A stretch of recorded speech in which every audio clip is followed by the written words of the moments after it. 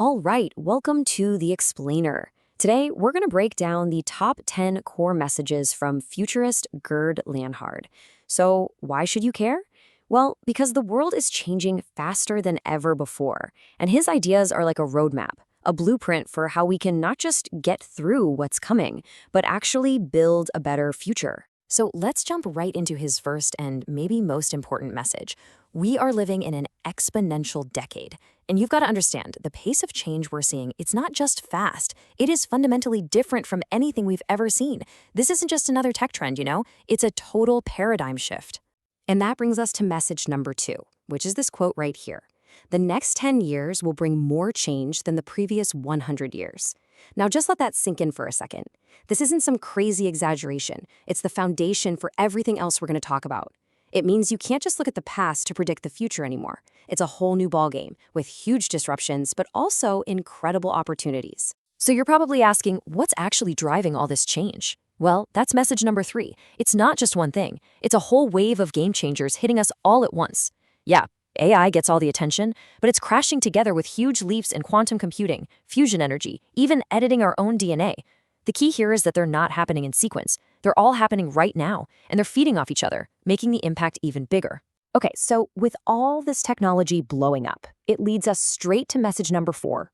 The biggest tension of our era is this idea of humans versus machines. And look, this isn't some cheesy sci-fi movie plot. It's a real, practical, and ethical question we're all facing right now.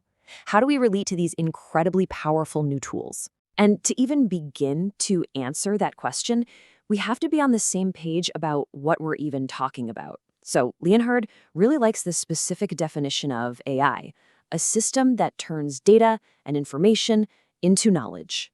That framing is so important because it positions AI as a powerful tool for processing stuff, not as a replacement for actual human thought. Then this brings us to a really crucial point. Message number 5. This technology, it can lead to heaven or it can lead to hell. It's basically a giant amplifier. It's not inherently good or evil, but it's going to take whatever intentions we have, our ethics, our goals, and magnify them 1,000 times over. Which future we get? Well, that's totally up to us. Now, this next message, number 6, is one of the most important things to grasp. Human biological intelligence is not the same thing as digital machine intelligence. They're totally different animals. You see, we humans run on things like context, common sense, and consciousness. Machines, they run on pure logic, probability, and spotting patterns.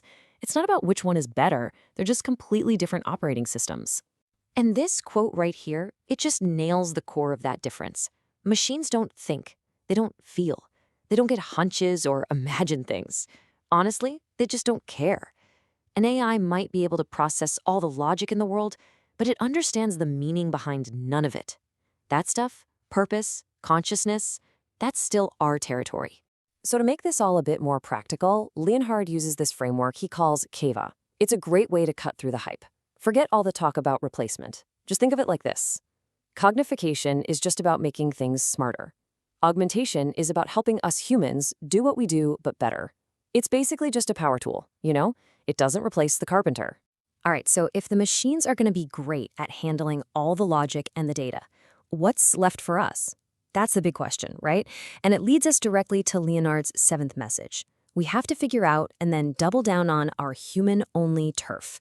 That's where our new value is going to come from. And what that means, really, is drawing a clear line in the sand. On one side, you've got the machine turf. Think of anything that can be efficiently processed, translating, summarizing, organizing data. That's their world. On the other side is our turf, the stuff that just can't be turned into code. And here it is, message number 8. This is our human turf. Things like creativity, imagination, compassion, intuition, ethics. As technology gets cheaper and more available everywhere, this stuff, our humanity, becomes our single greatest competitive advantage.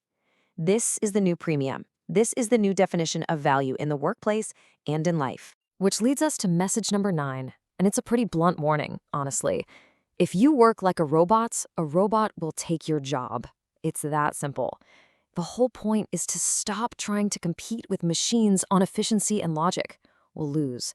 The real challenge is to lean into our own game, to be more creative, more empathetic, more human.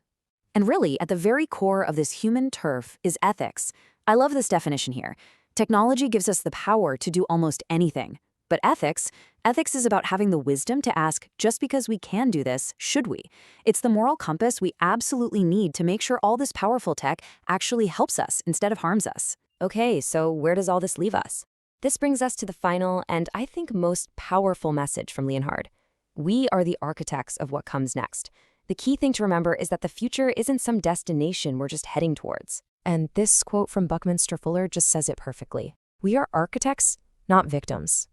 Every single choice we make as individuals, as companies, as societies about how we build and use this technology, that's another line we're drawing on the blueprint for the world our kids will inherit.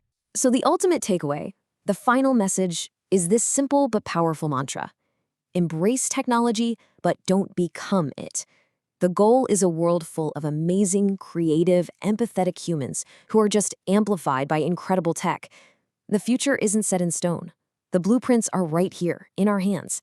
So the only real question is, what are you going to build?